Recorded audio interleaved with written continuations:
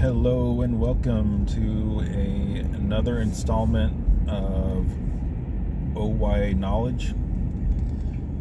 I'm Dr. Nick Sotelo. This is October 2020. Haven't made a video for a while. There's a thing called COVID. We had wildfires that we were dealing with. And anyway, here I am back. I'm going to talk about Community Safety Protocol. CSP. Maybe talk about individual support plan. Unfortunately, that got translated into policy and procedure as individual safety plan, thinking that it was kind of a mini CSP. That's unfortunate.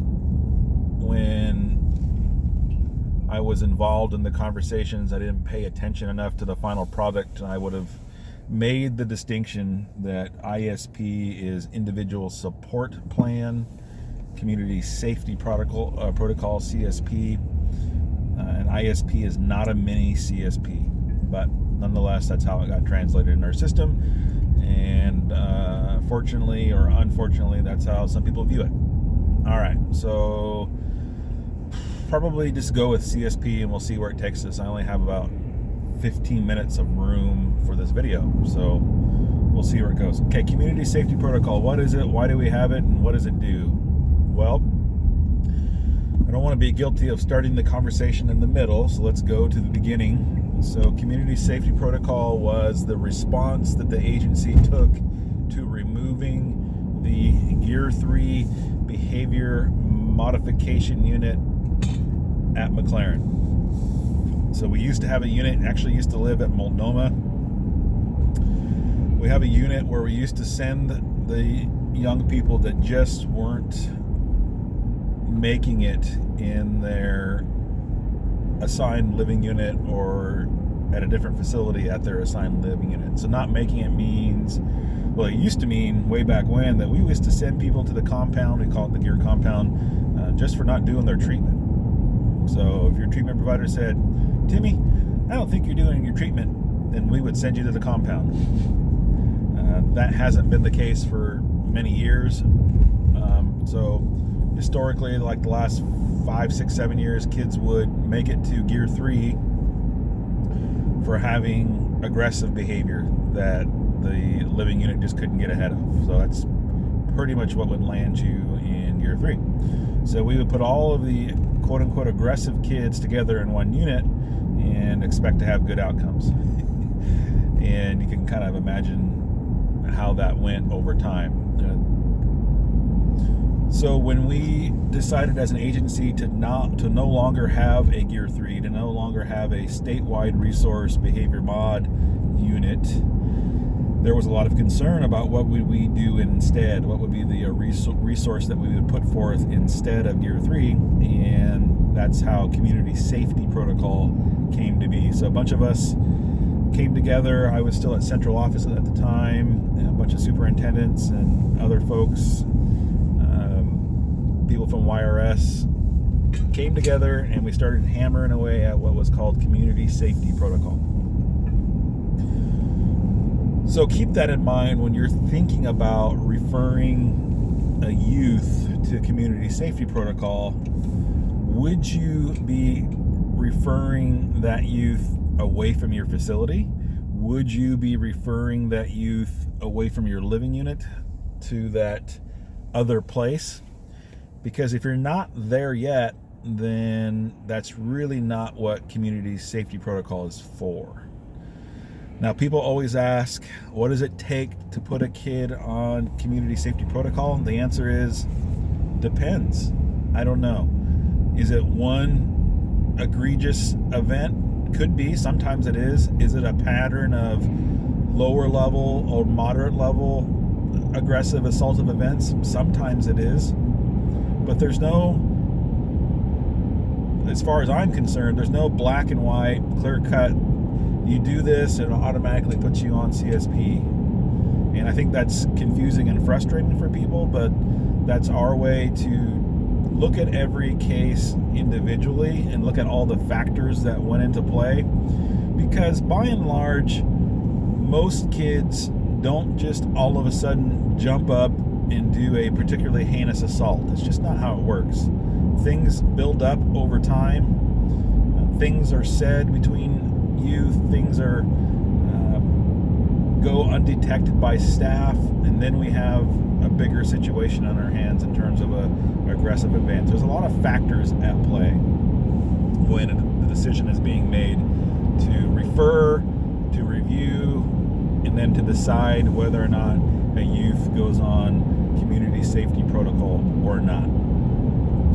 So I'll speak to what it looks like mostly at McLaren because that's where I've seen it, although I also realize that in other facilities they also have access to the CSP, and logistically it may look different. And so I'll just give you the rundown of what it typically looks like at McLaren. So usually there has been some kind of form of aggression, so that young person is probably in IU, in the isolation unit or intervention unit. Sorry, misspoke there. And the talk will start to commence about whether or not to refer the young person to CSP. If that happens within the time frame of the young person being in IU, then that message will be delivered to them while they're in IU. Now, there's a misconception that you have to be in IU to be on CSP, and that's not the case, because remember, not every place has IU. So when a young person is on CSP status, it follows them no matter where they are physically being housed, which is why I get persnickety when people say, well, we're going to restart his CSP. No, there is no restarting a CSP. Either on CSP or you're not. And so when people say restart, what they mean is we are going to no longer have you on the living unit. We are going to house you in IU, and then we're going to restart the reintegration for the young person from a place like IU to the living unit. That's not restarting a CSP. That's restarting the young person's reintegration back to the living unit. Two separate things. So oftentimes I'll see people saying, well, here's a CSP, and all it is a list of times of the day and where the kid is located. That's not a CSP. It's not. So what is a CSP? Well, let's go back to some of our foundational concepts, both philosophically in terms of skill building and treatment, and then also for what our agency espouses. So kids will do well if they can. If they aren't doing well, something is getting in the way. That is a philosophy that comes from collaborative problem solving. We as an agency spent about 2 or 3 years in investing in our staff to be trained in CPS. I think it's a viable model. I think it has its challenges in terms of how to pull it off in a youth correctional setting. Nonetheless, it's one of the best models out there in my opinion, so I still talk about it. I still support people getting trained in it. And part of their philosophy is kids will do well if they can. If they aren't doing well, something is getting in the way. It's our job to partner with them, to collaborate with the youth, to figure out what's getting in the way. That really is the spirit of CSP. Okay, before I go too much further there, OYA facility services. So let's go OYA agency mission is to protect the public by holding youth offenders accountable while providing opportunities for reformation in safe environments. I'm pretty happy that I recalled that. It's something like that. I don't think I missed tons in there, right? So it's the opportunities for reformation in safe environments. So those are kind of the key phrases there that should be incorporated in the CSP. Facility services has its own why statement, why it exists, and it goes something like, we believe that we can equip and empower any youth to make positive change in their lives. We believe that we can equip and empower any youth. So those are 3 pieces of philosophy that you have to abide by. You have to at least integrate to a certain extent. Otherwise, most of what we do with kids is, number 1, going to be really confusing with you. Number 2, it's probably going to be frustrating. And number 3, you're going to get burned out. So you have to sink yourself into those philosophies. If you don't have those philosophies embedded in the vision that you have for your work, or what you believe in your being for why kids do what they do and what the answer is, then you're in for a world of hurt. If you need more help with learning more about those philosophies, reach out to me. I'm happy to point you to some resources that are going to be beyond the scope of this video. So CSP, Community Safety Protocol. So a kid has done something egregious, done some aggressive action or pattern of actions. It is a community issue, meaning it is an issue that stems from the living unit. It's not an individual issue. It's not just this one kid who's not willing to comply, who's not willing to change.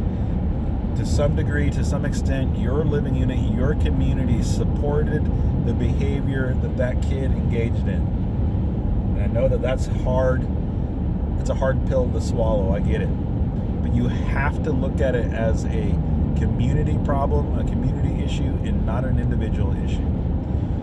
So your CSP should live in JGIS, should not live in Word documents that are floating around in emails, because that's how they get lost and different versions get floated out there and printed out, and we get all confused. It's in JGIS, it's in the case plan. Pull in the community safety domain, put in a problem statement, put in a strength statement, and put in an intervention statement. Those 3 things need to be set up well in the JGIS case plan for CSP before you can do anything else. The problem statement needs to identify what is the motivator for this youth for being aggressive. What is the skill deficit that is in place that prevents the young person, the thing that's getting in the way, from handling their needs or handling their problems in an effective, pro-social, non-violent way, right? Because kids will do well if they can. They will handle their problems without violence and aggression if they can. If they can't, something is getting in the way. Oftentimes, what's getting in the way is they don't have the skills to do it differently. They've never seen it done differently. They can't imagine handling it without aggression as being effective because they haven't seen it. Another thing that could be getting in the way is they don't have much hope for getting out, and even if they do get out, they don't have much hope for being successful. So their motivation is off as far as that goes. Their vision for being successful is off, and so it makes it easier to turn to aggression.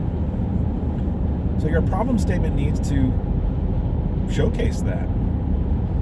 Oftentimes I'll see problem statements as just listing out the number of assaults and the number of YARs, the number of stitches, that's not the problem statement. That's a symptom of the problem, right? That's the outcome of the problem. The outcome of not handling the motivation or the skills to handle your problems effectively without violence, the outcome of that is violence, and then assaults and YARs and stitches and hospital trips and all of that.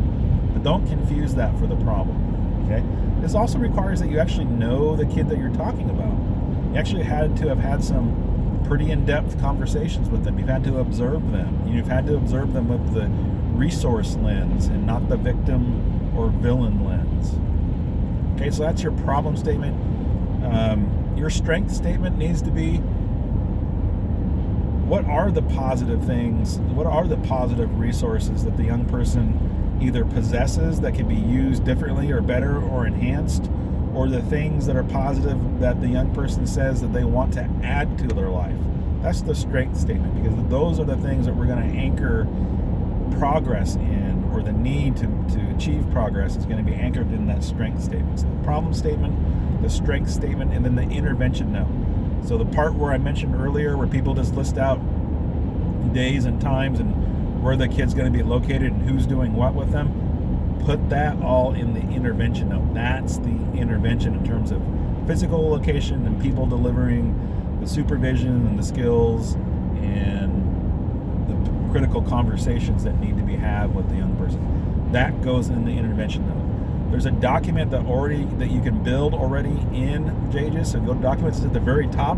It says community safety protocol. So once you put it all in JGIS in the case plan domains, you find the document, hit the button, and it'll print it all out. So for those of you that really need to have it in black and white and show the kid, right, it's all set up in there for you. And the reason why it needs to be set up in JGIS is because there's lots of stakeholders that need to have access to that information right away. I'm being one of them. Program directors at McLaren, superintendents at McLaren, facility services leadership out of central office, Clint, Hebert, Danessa. Our director might need to have access to it. When somebody asks him, why is this kid still in isolation? Well, he's on a CSP. Well, what is that? Well, I don't know. Let me try to find it. And that's why sifting through emails is not a good idea for that. It needs to live in the JGIS case plan so that anybody who needs to have access to it, that has access to JGIS, can have it real time, and they can also see the daily updates that need to go in there so that people can understand what's going on with the young person. Our psychologists want and need to know this information, all right? So that's the reason why it needs to live in JGIS. So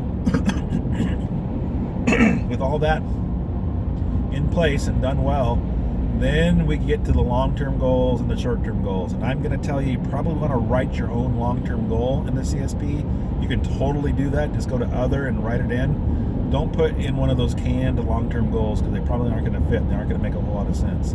So write your own long-term goal and then come up with at least 3 short-term goals that the young person is going to be working on while they're on CSP. One goal should be related to building the skills that led him to use aggression as a method of problem solving. One should be doing some kind of work, mediation, clarification, community debrief about what the person did and how they can communicate the impact that it did and the plan for making it right within the community or the person that they hurt. That's usually a pretty good assignment. Another assignment might be completing a behavior contract to use nonviolence as a means of problem solving. Those are things that need to be short-term goals that need to be put in there. So that way, how do we know when a kid's ready to come off CSP? Well, their behavior is stabilized. We're not getting the aggression. They're fully integrated to the living unit. That means they're not spending time back and forth between the living unit and some other location for the purposes of supervision and safety. And we can say that these goals were met. Okay, that's how we would take somebody off a CSP. Not just, well, he hasn't been in a fight for 3 weeks, I guess he can come off. Right? Again, we're not addressing the true problem. Okay? So that's kind of a run through with CSP philosophically top down. Hopefully that made some sense to you. If you ever need help with your CSP, writing them up and structuring them, I'm happy to help. There's other people, at McLaren that do them well that are happy to help. Here's another thing that also, I only got about a minute left. CSP isn't exclusively for the QMHP to write. And so I don't really like it when the QMHP has to shoulder that responsibility. It needs to be ULT members, the youth needs to be involved, the youth primary staff needs to be involved, and all this stuff needs to be documented while they're on CSP. All right, I'm up to my time limit. It was about 19 minutes of CSP. Hopefully that made a difference. If you have questions about it, leave it in a comment in the comment section below the video, and I'll be sure to really see it there. So, all right. As always, this is Nick, OIA Knowledge. Caveat, I'm not necessarily speaking for the agency. I'm speaking on my behalf and what I've seen work. All right, take care.